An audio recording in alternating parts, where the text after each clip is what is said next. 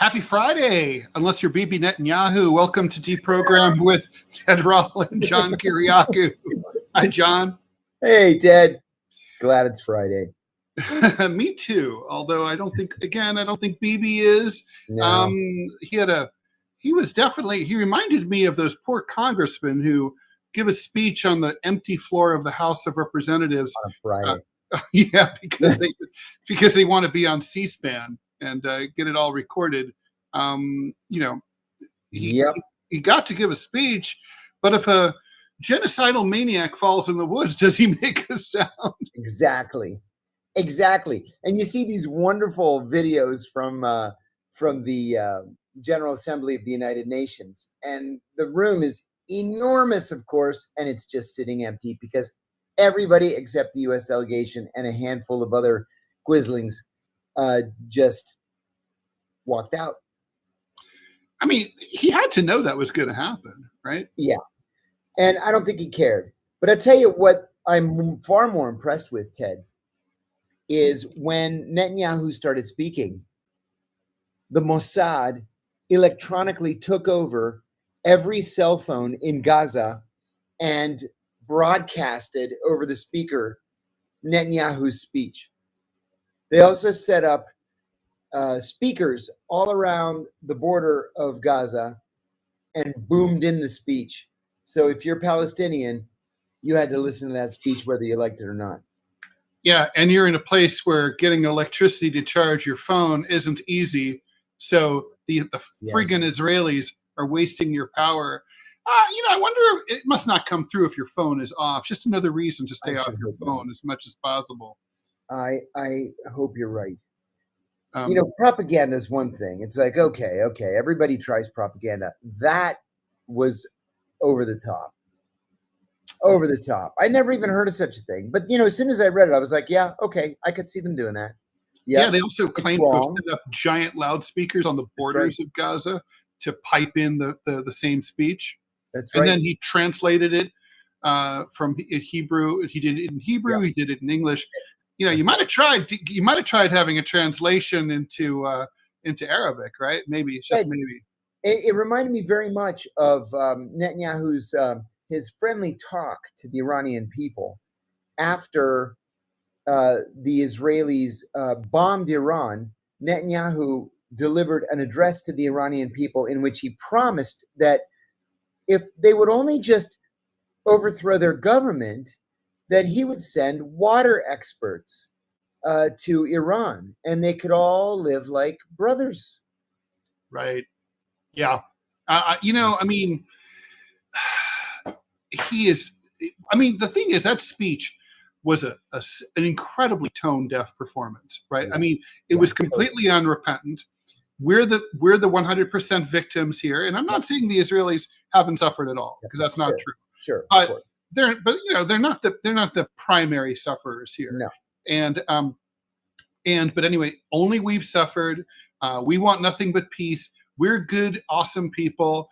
But also, by the way, as you pointed out, John, a couple of days ago, right? The UN was set up as a peacemaking organization. Yeah. And he trots up there and stands in front of that Soviet-style green marble and says, and basically talks about all the places he's blowing up. We blew up the Houthis. We're killing Hezbollah in Lebanon. Exactly. We're threatening Lebanon. We're going to come back for more. We took out the government of Syria. We bombed the Iranians. He's talking about all that shit. Yeah, these are brags. He's bragging. Netanyahu brags about killing people and about starting and risking wars. Yeah, that's exactly right. And I just thought, there might have been something to be said for reading the room. Well, it was hard for him to read the room because there was no room. No, everybody left the room. This was a good opportunity, maybe for some, for some of Trump's illegal migrants to come in and do a deep cleaning of the carpet while they're during the speech. But he could have, gone up there and just said, because he knew he had the TV audience, and said, "Listen, I'm not stupid. Israelis, we see the room here, and we do think this is really upsetting, and we don't like having these delegations walk out, and we do want to be friends with the rest of the world, and we don't want to be hated, and we're really upset that guys don't understand what we're doing and why we're doing it. That would have been the approach. Amen. Amen. Hey, I know we just started the show and all, but we have a lot of people to thank. Got a lot. Olenios, $50 gift. Thank you for your thank great you. generosity. And I did not know that Carmen D'Annunzio died. Carmen D'Annunzio was the head of the family in Boston's alleged organized crime family. I was in prison with Carmen, and I found him to be an absolute gentleman 100% of the time. Got along famously with him. Really great guy. And he says, hey, John, as a fellow Greek, I would like to know your thoughts on Trump's meeting with Erdogan. So, I didn't even pay much attention at first to Trump's meeting with Erdogan. And then the Greek media cut just the smallest little clip. And the clip was Erdogan with his resting bitch face looking at the camera. And Trump says, the Greek Orthodox were here the other day, which is true. His All Holiness Ecumenical Patriarch Bartholomew I met with Trump 3 days ago, and asked him to pressure Erdogan to let the Orthodox Church reopen the Halki Seminary. The Greek Orthodox Seminary in Halki, in Turkey, is the only seminary that the Turks permit to turn out new patriarchs. And our patriarchs are all in their 80s now. But they closed the seminary in 1972. So if there are no patriarchs that can become the first among equals, the ecumenical patriarch goes to the Russian church. And that's going to destroy international orthodoxy. So, and Trump obviously the Turks know what they're doing here, because purpose. The same shit happened to them at the end of World War I, when the Caliphate, which was based in Istanbul, which was basically the papacy of Islam, went away, and Islam has been reeling from that ever since. Yeah. It's like a decapitation strike. It's a slow motion decapitation strike. That's exactly right. That is. But this is not the first time, or the second, or the 100th that an American president has asked the Turks to reopen the Halki Seminary. My guess is that Erdogan's not even going to bother responding. He won't say no. He just won't even bother responding. Chrism ZTC. I meant to answer this the other day. Thank you for the $5. What was my beef with Francis Ford Coppola that I mentioned the other day on the show? Yeah. Okay, in I guess it was 2017, I won one of the most prestigious literary awards in the country for my second book, Doing Time Like a Spy. I won the PEN First Amendment Award, which, along with the PEN Faulkner, the Pulitzer, and the Edgar Allan Poe, is one of what's called the Big Four. The Big Four literary awards. Yes. And so it was a big deal. The ceremony was held at the Beverly Hilton Hotel in Beverly Hills, and they gave away a lot of awards that night. They gave, best poetry, best children's book, best translation, best this, best that, photography, everything. And people are, very politely clapping. But there were three at the end that were big. So there was an honorary award for Ed Snowden. They just sort of made one up, created one for Ed Snowden, and Daniel Ellsberg accepted it on Ed's behalf. Dan was sitting next to me at my table, and I won the PEN First Amendment. And then the last one of the evening was Francis Ford Coppola, who won the Lifetime Achievement Award. So the last set of speeches were Dan Ellsberg went up to accept Ed's award. Then Jared Leto introduced me. I was his high school history teacher. He later won an Academy Award for Best Supporting Actor for Dallas Buyers Club.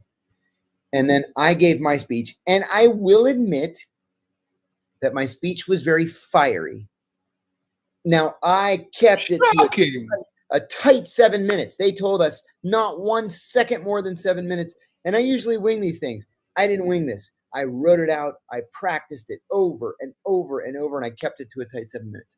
Then a showrunner from HBO got up to introduce Francis Ford Coppola, and then Coppola goes up to the podium. So he pulls his speech out of his jacket pocket and he holds it up and he says, "I came here tonight to talk about my exploration of the human soul in my films." And then he throws it down on the lectern and he says, "Where's the CIA guy?" And I said, "Right here." And he says, "How dare you criticize my president?" It was Obama. What? I wailed on Obama for 7 minutes. Oh, good.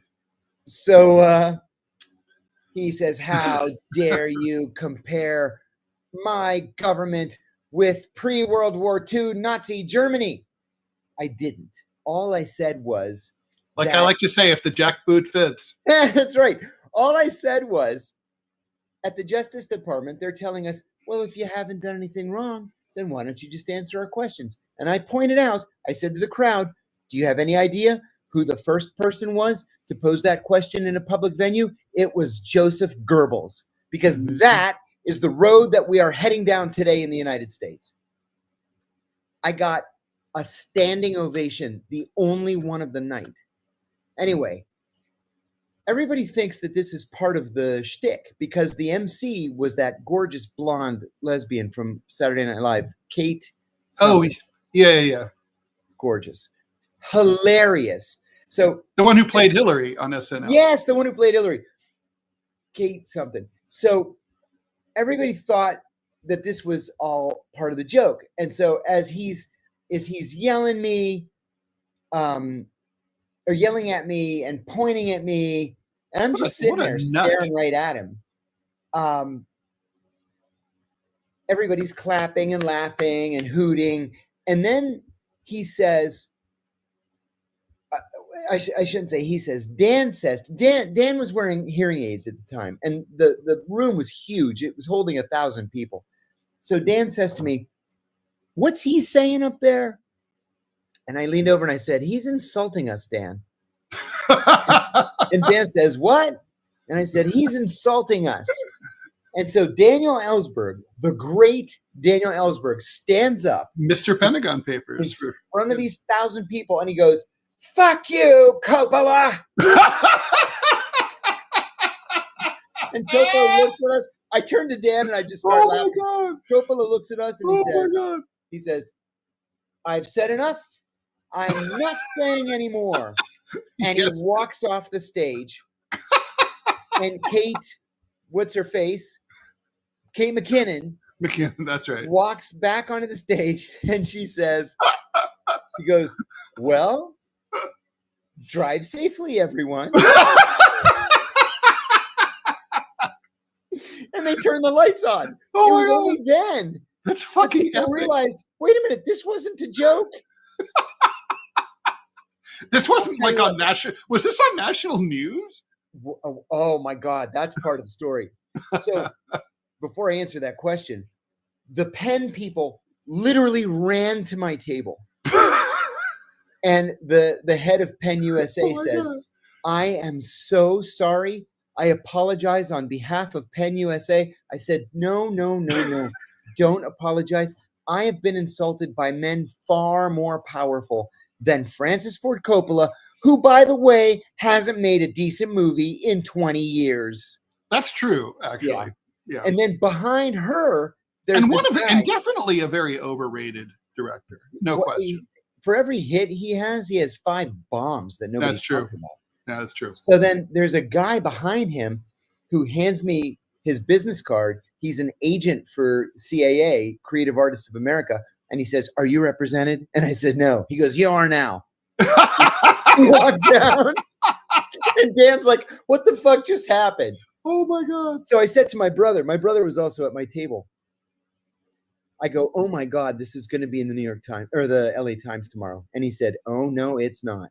He said, before he even gets to his car, Francis Ford Coppola is already going to have had 2 phone calls with his press agents. So the next day, nothing. And I looked at the LA Times, People, Variety, Us, everything. The day after, They all had exactly the same article. And it said, Lifetime Achievement Award winner Francis Ford Coppola departed from his prepared remarks to comment on the current political situation in Washington. And that was it. That was the story. It's so hard for me to believe that the hometown paper in Los Angeles might not have given fulsome coverage to that.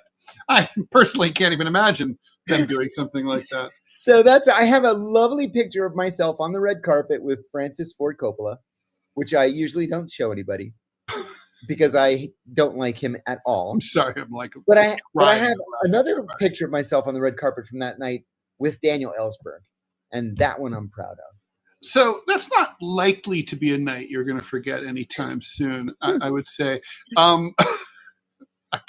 we could just do the show just on stories like, we could just literally just do a riff on like, being dissed by prominent people. That's true. Mine would be Condoleezza Rice. I have several. Okay, actually, Bill Clinton.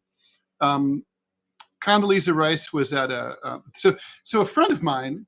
He was married to the PR flack for Laura Bush. Wait a minute. So a friend of yours is married to the PR flack. Oh boy. Yeah. While she's first lady. Laura Bush, who ran over and killed her best friend when she was 16 that's correct. years old. Yes, that's right. So I guess, if you do that, you kind of need a PR flack.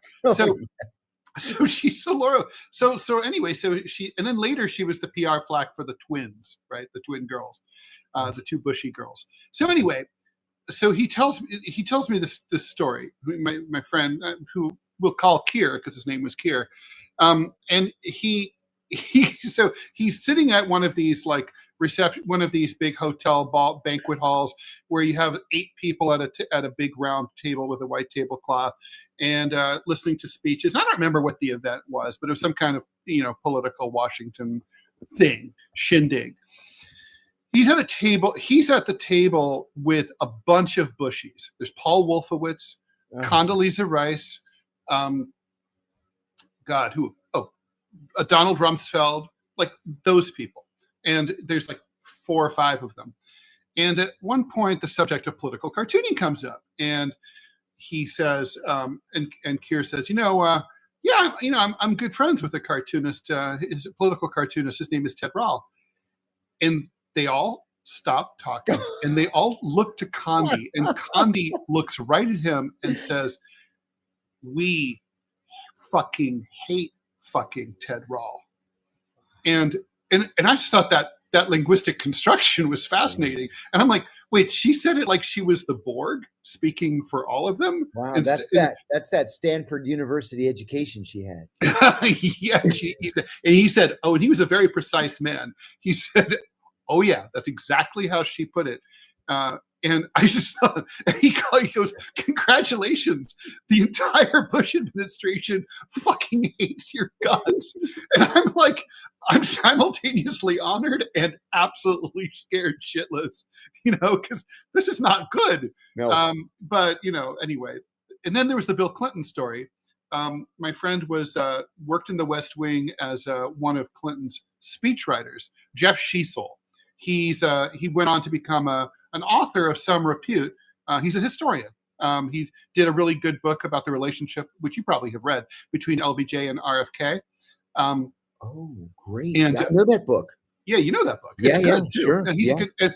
Anyway, so he's a speechwriter for Bill Clinton, and this was in the 90s. And at one point, I used to appear in the Washington Post, and Bill Clinton walks over to Jeff, throws a copy of the paper on the ground with my cartoon, and he goes, "You tell your friend Ted Rall to go fuck himself." Oh my God, are you kidding me? I'm totally serious.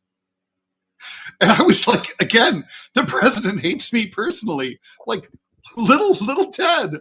I was like 30. Like, what the fuck is happening? Yeah. I am proud to say that the day that the New York Times wrote on the front page that Rudy Giuliani tried to shake me down for $2 million for a pardon. Yeah, that's great. He told his director of business operations that fucking Kiriakou ratted me out.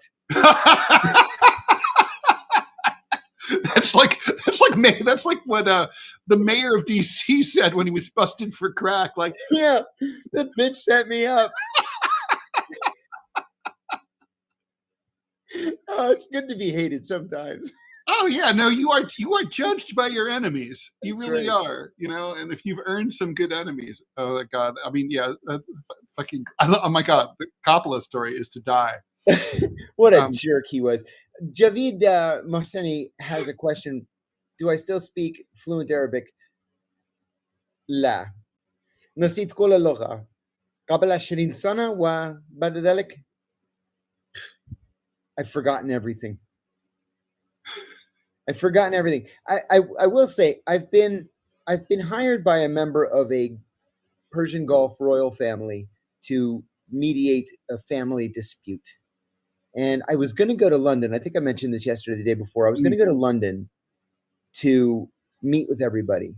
And then they emailed me today and said they don't want to meet in London. Now they want to meet in Beirut. I'm not sure I feel so safe in Beirut. But are you kidding? The Israelis own the skies and every pager that was ever in Beirut. It's true. I think I'm going to just leave my cell phone at home. Yeah, I think this is like a place. Beirut is not a place you should go. I'm gonna have to practice my Arabic before I go. It's passable, but it's not fluent anymore. It's just due to lack of practice. Yes.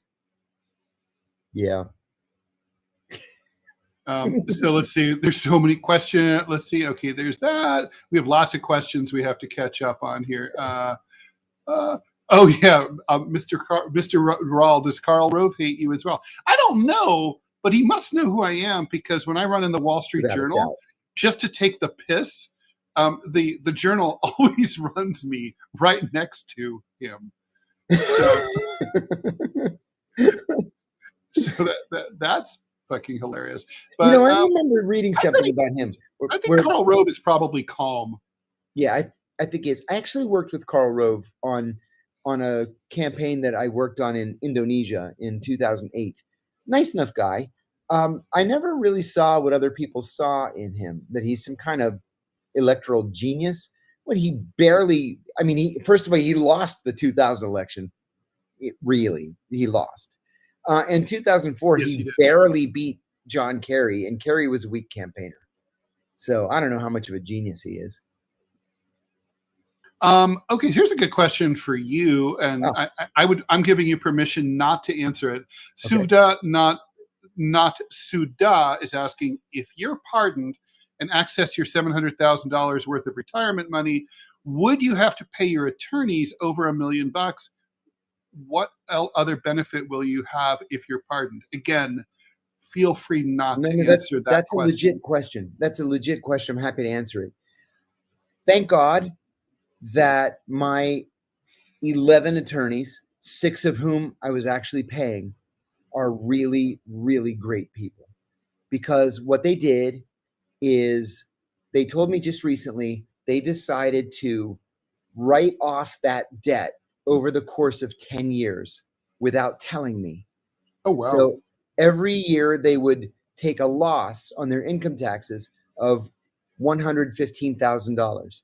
And last year, it wiped the debt out.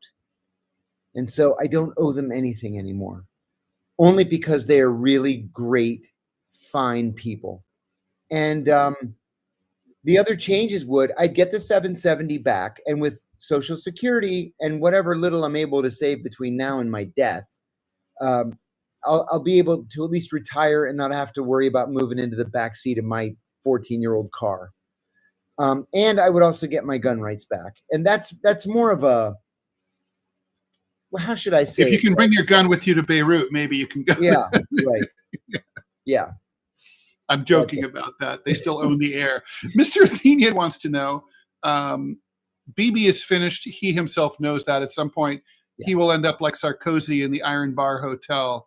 From your lips to God's ears, I actually have to say, though, I don't think the odds of that are 0. Yeah, I agree. That could happen. I mean, it was a flailing performance. I mean, terrible. it was also like really dead ender and desperate. I mean, it's like that famous scene in the German movie Downfall that became an internet meme. Hitler finds out, and Hitler, it's all that. I mean, I even did one of those memes. But like, it's like Hitler finding out that basically there's no more line of defense, there's no more reserve forces, the Russians are coming, the bunker will be overrun within a matter of days. Netanyahu had that vibe this morning. I mean, it was like, basically, I'm going to go in here and rage because it's my last hurrah. Yeah. One thing I don't understand, though, and maybe it's because I've never focused on Israel, like really focused on Israel. I don't understand why, number one, nobody's taken a pot shot at him. Like, not even tried that we know of. Number two, you and I were talking yesterday, Ted, about, no, it wasn't you and I was on the Jimmy Dore show the other day, and he was talking about ISIS in Syria and Al-Qaeda in Syria and all these other, different machinations in Syria. Why have those groups never been an honest-to-God threat to Israel? Is it that they're controlled by Western powers? They're not allowed to threaten Israel? I mean, I find it hard to believe that you've got like some of the most dangerous people in the world in Syria, but it's hands off Israel. I don't get that. Yeah, no, that's a good point. I mean, maybe it's just that like the Syrians keep their people down. They tell them not to. They prevent that from happening because they know that the Israelis will come down on them like a ton of bricks. Yes. In a weird way, Syria, even under Assad, kind of was sort of a vassal state light of Israel. They kind of had to do what the Israelis wanted. And that's why I always predicted that the Israelis would not seek to overthrow Bashar al-Assad, because the devil you know is better than the devil you don't. And they knew well, they shouldn't have. Shouldn't have. From their own point of view, it was bad. It's a bad move. This was bad policy. Yeah. Because Assad was no threat to Israel. He was one of the weakest leaders in the world. Yeah. Not to mention, they could pick up the phone and talk to him about shit. Which they did. Yeah. The last time I was in Damascus, you know how Damascus is built on these hills, right? And at the top of one of the hills where the Tomb of the Unknown Soldier is, there's a palace there that was built for Hafiz al-Assad. But because it was such an easy target for the Israelis, Assad never moved in. Well, when I was there, I haven't been to Syria in a long time. 2 Israeli fighter jets, I don't know what they were, F-18s or whatever, just flew side by side over Damascus, turned around, and flew back. Why? Because they can. Just to say hi. That's it. Just to say hi. Remember us? Don't fuck with us. And Assad said, okay, I won't. It's terrifying. Another version of the Epstein files have been released, this time by the Dems, according to Reed S. I would have to look into that. Houdini says because ISIS in Syria is on the U.S. payroll. Well, they certainly started out that way. Yeah, I agree with that. Yes. No question about that. I thought this story about Taiwan was interesting. The Russians are training a Chinese battalion on how to do airdrops, something that, China is a contiguous nation. It doesn't have any little overseas territories well, I guess you can count Macau, right? Sure. But, why would you need that? So obviously people who are concerned about Taiwan are naturally wondering if the Russians are basically training the Chinese how to invade Taiwan. But I don't think the Chinese need help invading Taiwan. Yeah. If they want to, they can. And they will win. Agree. And it'll be over in like days. But we're the ones who keep saying that the Chinese are going to invade Taiwan. The Chinese aren't threatening to invade Taiwan. No. Although there's this sort of ongoing, it's ours and we'll get it back someday. And we have every right to get it back. And frankly, they have a good claim. Yeah, they do. They have a good claim. Yes. Yes, indeed. I mean, to me, this is just more of a sign of increased Russian-Chinese cooperation and the alliance growing closer. To me, that's the real takeaway. I don't think Taiwan's really the takeaway here. Yeah, agreed. Hey, can we talk for a second about Assata Shakur? Yes, I want to. But first, can we talk about? I want to address. I like it when we get the negative comments too. Yeah. George Dodson saying, and thank you for your comment in all seriousness, because we're not just here to, it's not an echo chamber. We're not just here to agree with our own asses. Yeah. Talk about tone deaf. Why do you guys hate Israel so much? And one of the questions I got asked by my friend Scott the other day, Scott Stantis, is, why are you so much harder on the Israelis than, say, other countries when they violate human rights, like, say, the Myanmarese, or however you want to call them, and what they're doing to the Rohingya, or whatever, the Chinese with the Uyghurs and so on. And for me, the answer to that question is because Israel is the number one source, recipient of U.S. foreign aid. They're our super close ally. We are their bitch. They are our bitch. And so whatever they do is on us. So when they blow up Palestinians with bombs that say made in USA, they're blowing up Palestinians with my tax dollars. So I take it really personally, in a way that I don't take it when the State Law and Order Restoration Council of the former colony of Burma does the same thing.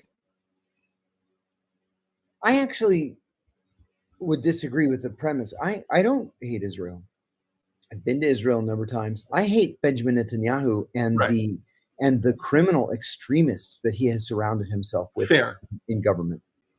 Yeah, I've been to Israel a bunch of times too, and had a good time. And yeah, me too. I liked it. I have to say, politically, I have increasingly come to the conclusion that my previous idea of supporting a two-state solution was really naive and stupid, and that basically it was always like up to it's basically the state of Israel is illegitimate, and they've proven that with their behavior. They don't want to share. No, they want it all for themselves. All of it, every inch of it. Yeah, every inch of it, which is a violation of international law. If we're going to criticize the United States for all the things that it does, torture programs, rendition, secret prisons, all this criminal behavior, violations of international law, violations of wartime laws, then we got to criticize Israel when they do exactly the same things. No doubt.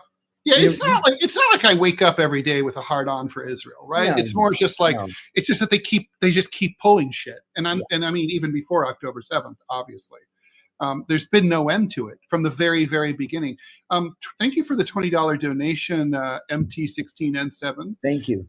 Hey, from Mike in Nottingham, wondering what our thoughts are about Tony Blair potentially heading a transitional Gaza authority. He's absolutely despised over here. Yeah, and only someone who's totally despised would be considered for such a job. Yeah. I'm ashamed to say that when Tony Blair was in his first, I can't say was running for prime minister, because you don't really run for prime minister. Anyway, when he was in that first campaign after which he became prime minister, I actually went to Blair Party headquarters. I was in London for meetings with MI6, and I went to Blair Party headquarters and made a £1 donation so I could buy a Blair button.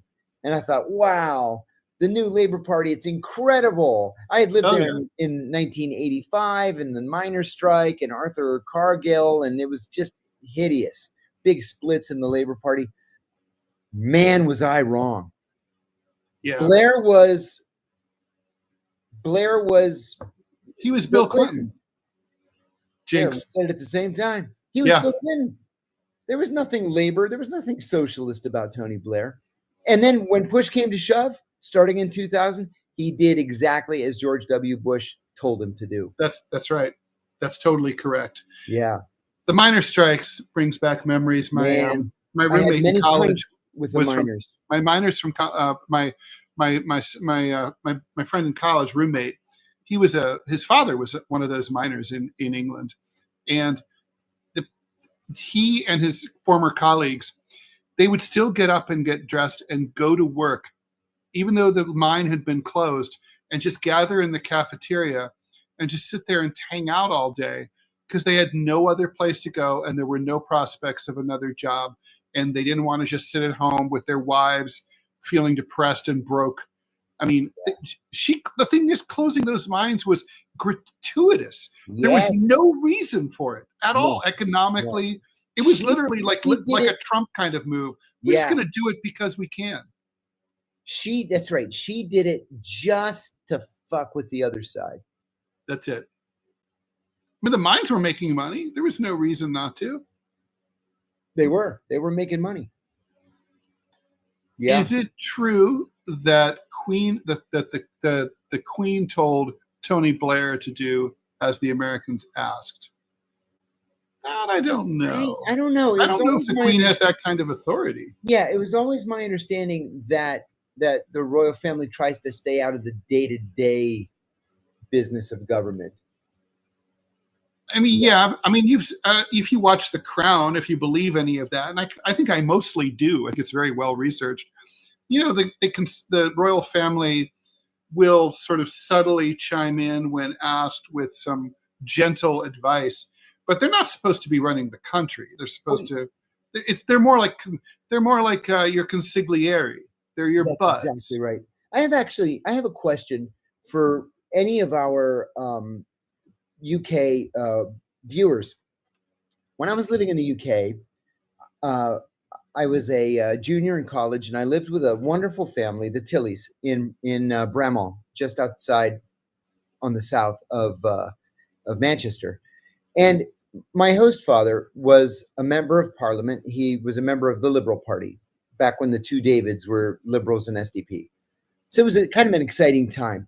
But they always told me that then Prince Charles was what they called a wet, that he was, if the royal family were allowed to publicly join political parties, he would be a conservative, but he would be a lefty conservative, if that makes any sense. And they called them wets. Huh. Is that true? Do you think that's true? I often wondered. Or if it's just that Charles was always good at sort of masking where he stood on issues. I'm going to go with I'll take B for $100, Alex. I just don't think, I guess I'm dating myself. $200 is the lowest thing on Jeopardy now. He is, I mean, look, we know he's small c conservative. I mean, there's that whole thing that he does about promoting quote unquote traditional architecture. Yes. Something that neoclassical, something he has in common with our president. I have some sympathy for that because I hate a lot of modern architecture. But I mean, culturally, obviously, but I also get I just don't think we know. The thing about Charles is he's a very cool, like sort of, I don't know if cool is the right word. I mean, cool, like as in cold, like he's like in the Marshall McLuhan sense of the word. He doesn't, I think he views his job and his mother, Lord knows he had enough time to watch his mother do it while he was waiting to step up. That's right. We thought it was never going to happen, I'm sure. He kind of felt like, I think he just feels like there's power in people not knowing. And I think that's true. I think he's right. Yeah. I think that is right. Yeah. So let's talk about Assata Shakur. I mean, the reason I really wanted to talk about her is besides the fact that her story is interesting as shit. For people who are wondering, as Trump and his acolytes say, that the radical left is a huge problem in contemporary American politics, let me just say, Assata Shakur is what a radical leftist actually looks like. And we haven't had one of those in a long time. I mean, she is the last radical, like the thumbnail to today's show says. I mean, there's really kind of like, and I'm not saying she did everything right, but I mean, she's a wild woman. I mean, she is 78 years old, Black lady. She was born as she was originally not born, but she was Joanne Chesimard, and she split off from the Black Panthers because she thought they were pussies, and joined the Black Liberation Army. She got arrested 10 and tried 10 times for like bank robbery, armored car, killed a cop. Killed a cop. Apparently, though, that she probably didn't kill the cop. She was with a group of guys who did kill the cop, but I think it's credible that she was down on the ground with her arms up at the time, but because she was with them, she was convicted of doing it. It looks pretty likely that the prosecutors lied about her actions in that incident, but there's no doubt that she was with a bunch of dudes who did kill a cop. Yeah. So that's not really great. A New Jersey state trooper pulled him over for a broken headlight. But anyway, all white jury found her guilty. My favorite part is her prison break. Yeah. She got out and they never found her. No, she got out, and then they basically she got smuggled out via Barbados, and then off to Cuba. And the Cubans kept her all these years. I mean, by the way, I love the obit in the Times. It's so snotty. Here we go. I'm going to read this one paragraph. In 1987, she published an autobiography, Assata, a name she had assumed in 1971, forsaking what she called her, quote, slave name, end quote. The book was replete with spellings and locutions that were standard in radical circles, like references to America as small case America with a K instead of a C, and to the police as, quote, pigs, period, close quote. Hey, New York Times, I still call them that. She routinely used a lowercase I as a first person pronoun to take away from the egotistical connotation of the word, she said. Maybe she's just like E.E. Cummings. I love E.E. Cummings. Me too. I mean, it's like totally just it drips. The Times can't help themselves. They find people like that incredibly fascinating, but they have to be snotty. Like, John, when you die, you will get a Times obit, and it will be partly snotty. I'm just hoping the local Newcastle News notices that I've died. Otherwise, it's all about the Newcastle News. Nobody's going to care. But yeah, and I mean, the point is, she's been also, she was the godfather of Tupac. Yeah, she was godmother. Yeah, that's true. I mean, that's cool. Funny thing too, Ted. You and I have a lot of the same friends. We're friends with like Medea Benjamin from Code Pink and Andy Shalal and all these people in sort of peace circles in Washington. Sure. Not only were they friends with Assata Shakur, they used to visit her when they would go to Cuba. Well, why not? And I always thought that was funny. Funny because that's not really my world. The Black liberation world was not my world. It was slightly before my time, and I'm not Black.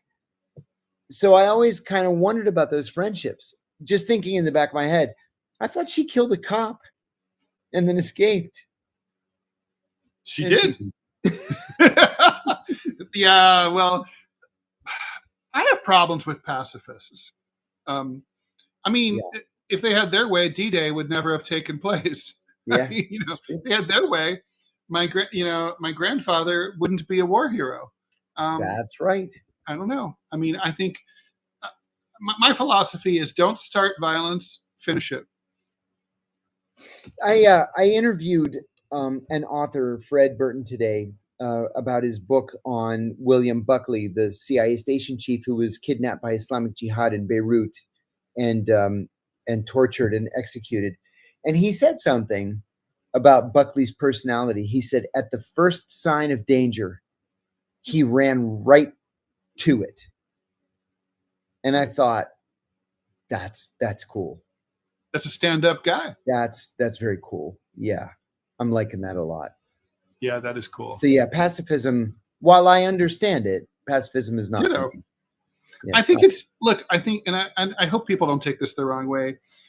I mean, I've had these arguments with like our friend David Swanson and people like that. It's like, it's a childish ideology, I think, because, and it's, being childish isn't always bad. I mean, innocence is important. Childhood innocence, remembering who you were, what it felt like to be a kid, is super important. And kids are wise in many ways. They're pre-corrupted, so we need to learn from them a lot. But I mean, I think it's true when you're dealing in the world of realpolitik and ideology, pacifism isn't a thing. I mean, how would you ever overthrow a violent, oppressive state, like say the state of Israel or ours, if you are a pacifist? The answer is you couldn't. You could just write firmly worded letters. Yeah, that's exactly right. That is exactly right. Oh, well, I know you wanted to talk about your best friend, Jim Comey, and the very bad, no good day he's having been indicted yesterday after we went off the air. That he got that news at the last possible second that he could be indicted. I guess he probably saw that one coming. He's not stupid. But you had an angle about this that you wanted to talk about. Yeah. Listen, for me personally, I don't really care if Jim Comey's indicted or not. I lost not 1 second of sleep over it. If he committed a crime and a grand jury thinks he committed a crime, well, then he can defend himself just like he made me defend myself. With that said, there's an angle to this that I think we're not really focused on. The obvious question is, why hasn't John Brennan been indicted? Or why are we not hearing about a pending indictment for John Brennan? And I think the reason is that 2 weeks ago, in a fit of pique, when Donald Trump ordered Tulsi Gabbard to fire literally everybody at the CIA who was involved in writing the national intelligence estimate on Russiagate, most of those people who were fired would have been the ones to testify against John Brennan because they were involved in Russiagate. Mm-hmm.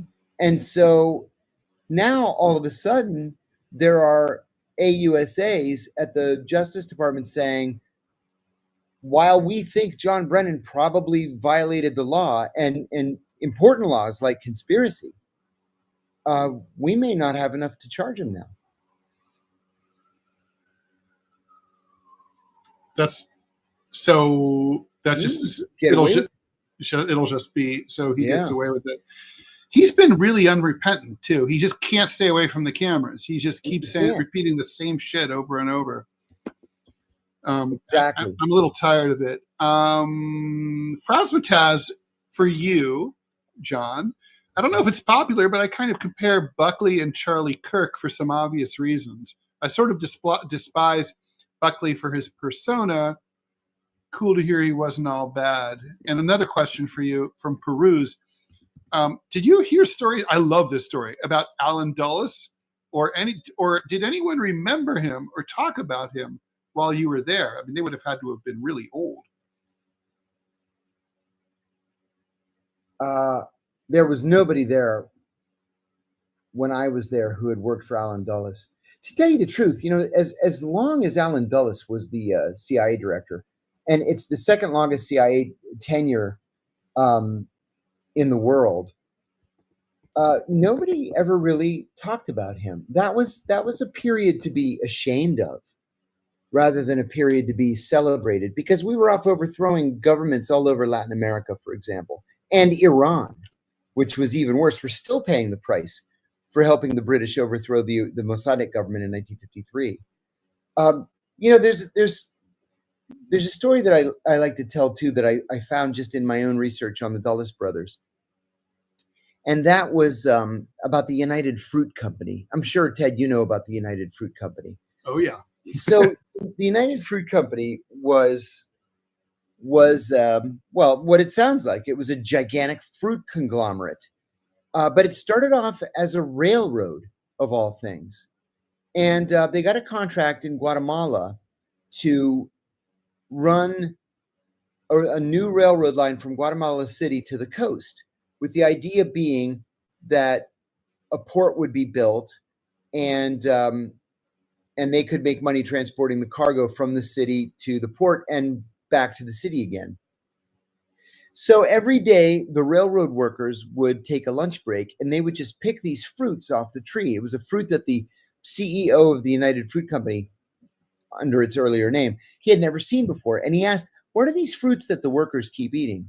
And he was told those are called bananas. He had never seen a banana. He'd never heard of a banana before. So he asked to try one. This is in the 1890s. And so he tried a banana and he's like, oh my God, these are the most delicious fruits in the world. Mm-hmm. So. And those bananas are a lot better than our bananas. No comparison. So rather than just build the railroad, he bought up the land on both sides of the tracks and started cultivating bananas and picking the bananas and shipping the bananas first to Boston, because that's where the company headquarters was. So Boston was the first place in America to get bananas. Well, they ended up selling so many bananas and cultivating so many bananas that the company became the largest landholder in Guatemala. And not just Guatemala, but Costa Rica, Colombia, the biggest landholder. And it was all about fruits. Well, in the early 1950s, the democratically elected government of Guatemala said, why should we be sending all these bananas to the United States so this United Fruit Company can get rich on our bananas? Our workers don't even have enough money for shoes, but all the bananas are going to the United States. So they said, what we're going to do is we're going to raise the price of bananas, and maybe we should think about reclaiming some of the land that the bananas are planted on. That president was overthrown and replaced with a military junta chosen by the CIA. Why? Because there were 3 powerful members of the board of directors of the United Fruit Company: John Foster Dulles, the Secretary of State, Allen Dulles, the director of the CIA, and President Eisenhower's secretary's brother. And so the United Fruit Company never gave up its bananas, never gave up its land. This military dictatorship in Guatemala killed thousands of people just because the United Fruit Company wanted them to, and the rest goes down in infamy.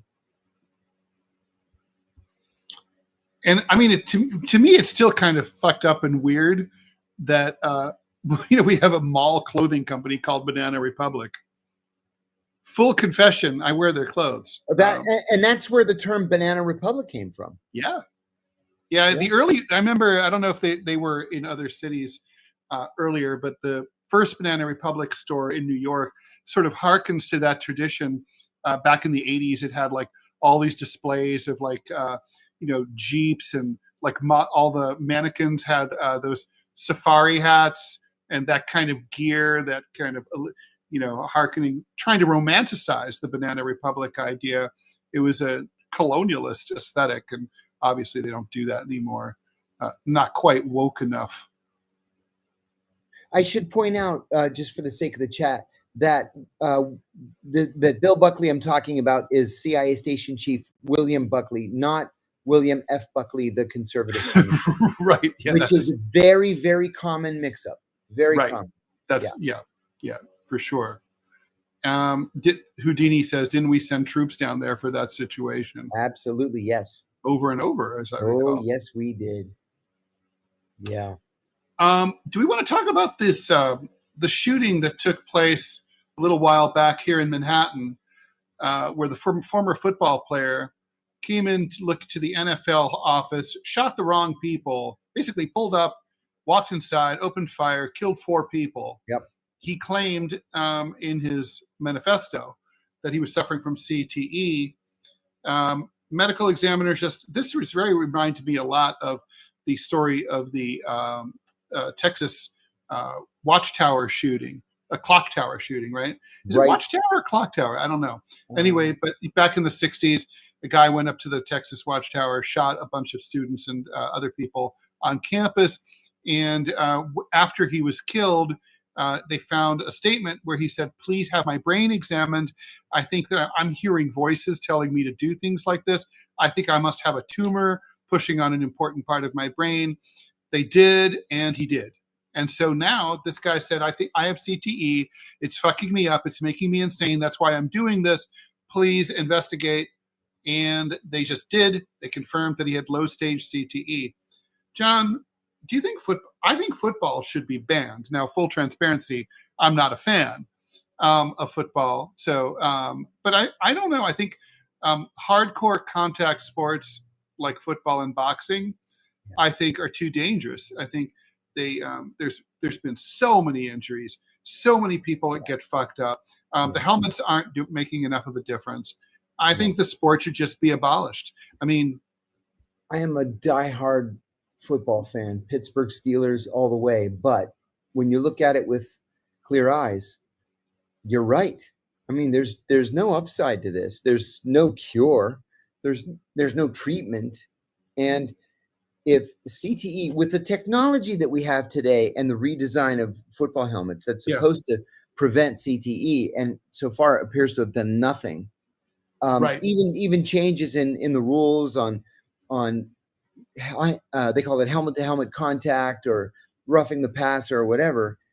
We haven't seen any improvement in C.T.E. Then, I think we're going to get to the point where we're going to have that conversation about football just being too dangerous. And I think we're going to move in that direction anyway. I mean, because the feeder system into it is going away.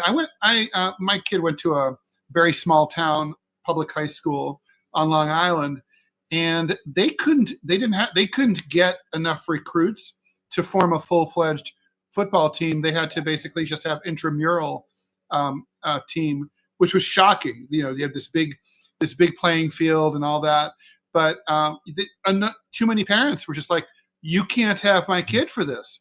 And so that's got to be happening all over the country. Maybe not in Texas yet, but it's going to get there. People are just like, no, you can't bash my kids' brains.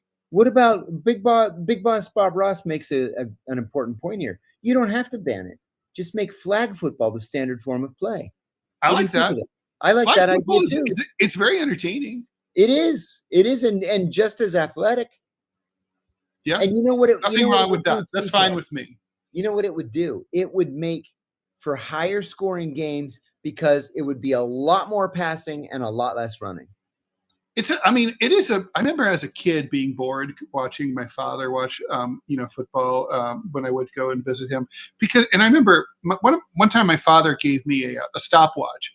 And so I was walking around timing everything. How long could I hold my breath underwater, et cetera. How long could I hold my breath? And I remember just thinking one time, like, footballs, let's see how much do they actually play? Well, the answer was they play about 6 seconds per minute. So there's 60 seconds in a minute. So they're walking around patting each other on the ass 90% of the time. I mean, it makes baseball look like a fast-moving sport. Wow. Yeah, I'd be for that. I would say yes. Thumbs up. Yeah. DFC 91 says they read that helmets are designed for impact injuries, so players don't bleed. C.T.E. helmets would negate that, but bleeding injuries would be more common, and there would be game gore. Is that true? That's interesting. I hadn't heard that. No, I've never heard that. I'm not saying it's not true. Oh, that's very interesting, though. Is It Rational says there's a lot of research about electrocranial stimulation. Some of it has potential, like the work on PTSD. Also interesting. That's also super interesting. Adam Fighter, the guy who named the sport football, for sure had C.T.E. It's true. There's almost like no kicking involved, right? Yeah, that's good. I mean, I guess you'd probably say the same. I bet rugby causes a lot of C.T.E. It must. I remember when I was living in Northern England, they were very, very proud of rugby. And I said to my host father, I said, why rugby? What's the thrill about rugby? And he said, are you kidding, mate? It's one of the very few sports you can actually get killed while playing. That's true. That and football. But John, if we're going to talk about violence in sports, we got to talk about Buzkashi. Yeah. Did you ever see Buzkashi? Yes. I covered for Gear magazine, if you remember them. Oh, I remember Gear magazine. I covered the International Championship of Buzkashi in Dushanbe, Tajikistan. It takes place every Nowruz, which is the Persian spring festival, like March 21st, 22nd. And so in Dushanbe, at that weekend, they have Buzkashi players come from all over the world. They literally walk their horses from places like Chechnya and Turkmenistan all the way to Dushanbe. Are you kidding me? No, it's fucking insane. Is the head fresh, or do they don't bring the head with them, do they? So what happens is, so people basically, they meet in Dushanbe, and there's the year I went, there were over 1,000 contestants. And basically the way it works is that you decapitate a goat, you throw the headless carcass, they soak it in salt water overnight. Then they throw it into a field, and then basically you're on horseback, and you have to reach down, grab the booze, which is goat, and drag it over a line. That's it. That's the entire. Now the thing is, you're like, what's so exciting about this? So other people can try to stop you from getting across the line. They can steal it from you. There are no rules at all in terms of how they can stop you. They can punch you in the face. They can stab you with a knife. What is very common is, it's standard, the whole game, they use their riding crops to whip each other across the eye to try to blind each other. You will see eyeballs pop out of people's faces if you watch this long enough. The line of ambulances is a sight to behold. The year before I went, it was muddy, so people were falling. 26 people died over the course of 2 days. Oh my God. It's a bloody fucking sport. And Afghans are kind of known because sometimes they shoot each other. There's no rules. Oh God. And so, in fact, I did talk to the head of the International Federation of Buzkashi. And I was interested in setting up a meeting to see if there was a way that like ESPN2 or something would air it. I think it would be hugely popular in the United States. I bet it would. It's also a very exciting sport. The horses sometimes go up into the crowd. Everybody has to, part of the way that you might get trampled. Not everyone who dies is a active participant. They wear old Soviet tank helmets. That's how they protect their heads. That's a dangerous sport, but it's awesome. Oh my God. Should be banned, of course. Yeah, I took a liking to snooker, which bears no resemblance at all to Buzkashi. Wait, what is snooker? Oh, snooker it's kind of a billiards game that's played on an enormous table, but it's all about the strategy of positioning the ball so that the other guy. It's the bigger table. Yeah. I've seen that. Like Hong Kong guys play that. Yeah. It's a thing that the Brits took with them to Hong Kong. Yeah, there's the Hong Kong guys who play it are sharp dudes. They dress great. They carry themselves great. Yeah, it's a sophisticated game. Huh. Yeah. All right. Well, I guess are we? Let's see. Did we cover everything we wanted to cover? I think we did. Is there anything else we want to? No. I hope everybody has a great weekend. We'll be back on Monday. 5:00 Eastern time. Don't forget to like, follow, and share the show. Thank you very much for your donations and your comments, as always. And Tuesday we will have the show will be airing, but it will be pre-taped. But you will be able to get on the chat. We interviewed Reality Winner. I think that's self-explanatory. It was a great interview, over an hour, wide-ranging, very smart. So you don't want to miss that. But we'll be back live on Monday. And then on Wednesday, we'll have a change of time. We're going into the 9 a.m. Eastern time. And so poor John has to be doing this at 6 in the morning. Yeah, but at least you'll be awake. That's so. Right. All right. Thanks for watching DeProgram with Ted Rall and John Kiriakou. We will see you later.